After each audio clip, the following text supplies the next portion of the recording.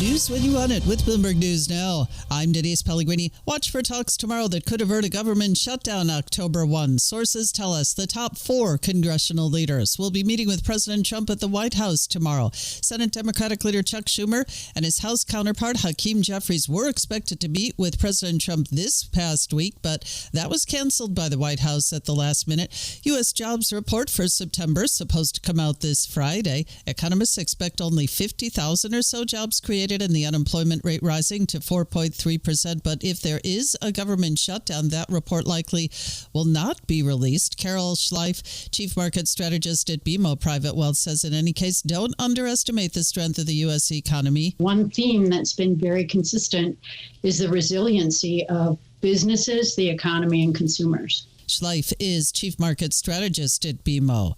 In Oregon, Governor Tina Kotek pushing back on President Trump's order the military be deployed to Portland to quell immigration-related protests and to use full force if necessary to do it. There is no insurrection, there is no threat to national security, and there is no need for military troops in our major city. Kotek says she spoke with President Trump and told him so. Portland Mayor Keith Wilson echoing that sentiment. President Trump has directed all necessary troops to Portland, Oregon. The number of necessary troops is 0. Residents seem surprised at the president's move. I've been to the ICE protests early on.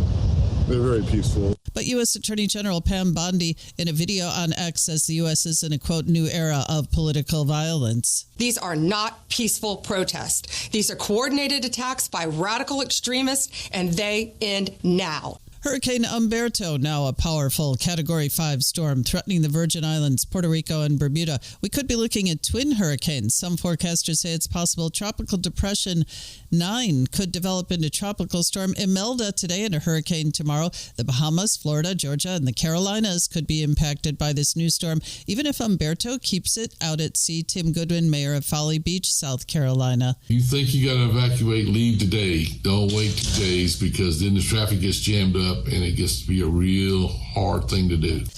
Over 66,000 Palestinians have been killed in the Israel-Hamas war, according to Gaza's health ministry.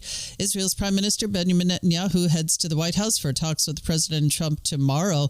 And U.S. Ambassador to Israel reportedly planning to make a rare visit to Egypt. New York Times says Mike Huckabee is expected to travel to Cairo for talks about the Gaza war between Israel and Hamas. Boeing and the union representing striking defense workers will resume negotiations with a federal mediator. Bloomberg's Charlie Pellett tracking those developments. The meeting is scheduled for Monday, and it's a bid to end a nearly 8-week work stoppage. The union says bargaining committees for Boeing and IAM District 837 plan to meet, quote, in an effort to find a path to end the strike. The 3,200 members of the International Association of Machinists and Aerospace Workers who work at Boeing's St. Louis military hub have rejected 3 management proposals so far, extending a strike that began August 4th in New York. Charlie Pellett, Bloomberg Radio. Reaction continues to come in after former FBI Director James Comey was indicted on 2 counts of major escalation in President Trump's threatened plans to target his political opponents. Former FBI General Counsel Andrew Weissman. Since Watergate, the norm is that the Department of Justice operates independently. In other words, you don't have the President of the United States saying, go after my enemies and don't go after my friends. That is not the rule of law. That's what you expect to see in an autocratic regime.